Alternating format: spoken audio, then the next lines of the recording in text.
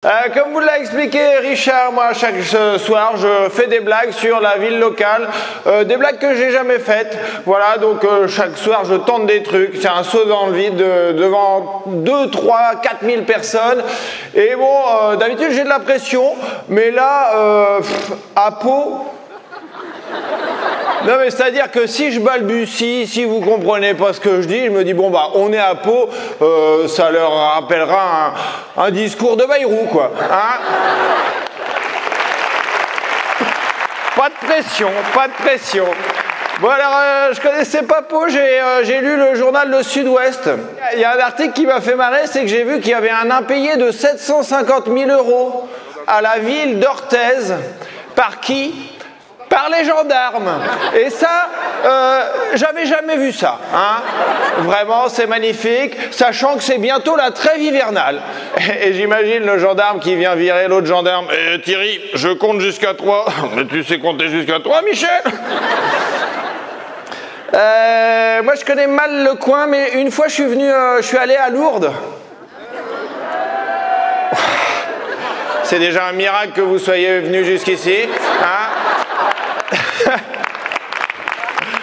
Ah, il y a quelques valides des mains quand même. C'est spécial. Hein. Oh, il y a une ambiance à Lourdes.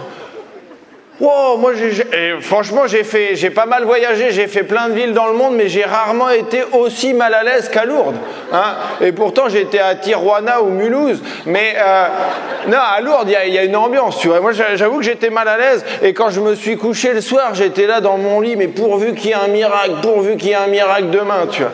Et effectivement, le lendemain, il y a eu un miracle. J'allais beaucoup mieux parce que j'étais parti de Lourdes. Voilà.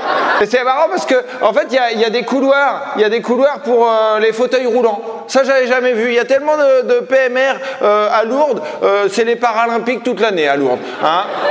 Et il y a un couloir pour les fauteuils roulants, il y a un couloir pour les piétons, et à un moment, j'ai vu une scène cocasse. Il y avait une personne en fauteuil roulant et un petit vieux qui marchait vers les toilettes publiques, tu vois. Et tu sentais qu'ils étaient pressés les deux. Tu vois.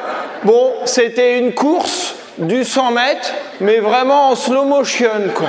Tu vois, et moi, je marchais normalement à côté. Dans ma tête, j'étais Usain Bolt. Et je suis arrivé en prums aux toilettes, tu vois, et quand je les ai vus sortir, ils étaient là, les deux perdants, là, ils étaient dégoûtés parce que, bah, ils avaient envie de pisser, et puis, fallait qu'ils retournent à l'hôtel se changer. Et...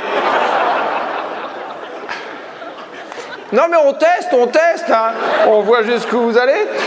Qu'est-ce que j'ai d'autre sur Pau? Ah ouais, parce que franchement, vous êtes pas trop dans l'actualité en ce moment. Hein? On n'a pas beaucoup parlé de Pau ces derniers mois. Hein? Non, vous n'avez pas un maire qui est devenu Premier ministre, vous n'avez pas une école catholique dont on parle dans les journaux tous les jours. Non, il ne s'est rien passé à Pau. Bon, on va aller là-dessus les copains. Hein?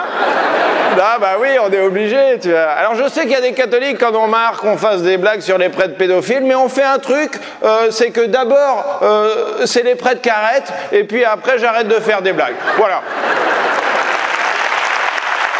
Ça me paraît être dans le bon ordre.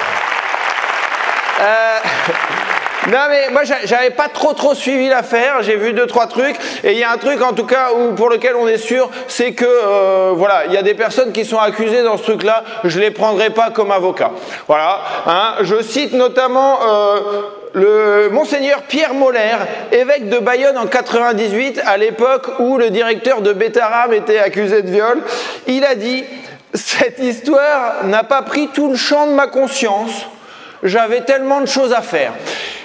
Et c'est vrai qu'il est pas mal occupé, le Pedro. Hein, j'ai récupéré la to-do list de l'époque. On va la regarder ensemble. Alors, préparer la messe. Hein, pressing soutane. Bah oui, hein, parce que l'habit ne fait pas le moine, mais un peu quand même. Racheter du vin pour la messe. Hein, l'eau bénite de Lourdes, ça va 5 minutes. Finale France-Brésil, bah oui, on était en juillet 98. Racheter du vin pour la 3e mi-temps. Hein, visionnaire, le Pedro, il sentait qu'il allait avoir un doublé de Zizou, hein, une apparition. Hein, c'est un peu le Bernadette Soubirou du ballon rond, le mec.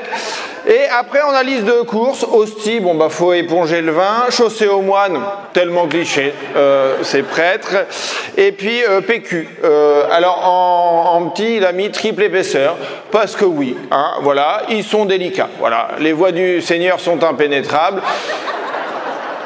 mais il n'y a que les voies du Seigneur qui sont impénétrables. Donc, triple épaisseur. Et puis en tout petit, le seul qui n'est pas coché, c'est mener l'enquête à Betaram. Bah ouais, c'est con, hein. Il n'a pas pensé à le mettre en haut de sa to-do list. Et c'est vrai qu'à Pau, vous avez le sens des priorités, parce que Bayrou, il a été nommé Premier ministre. 2 jours après, il a fait un aller-retour express pour faire un conseil municipal à Pau, alors qu'il a mis 3 semaines pour aller à Mayotte, qui avait fait une catastrophe naturelle sans précédent. Donc vous êtes sympas, les Palois, mais vraiment, vous n'avez pas le sens des priorités, les copains. En tout cas, moi, je suis très content d'être ici. Merci beaucoup. Je reviens tout à l'heure. Merci Pau, vous avez été très cool.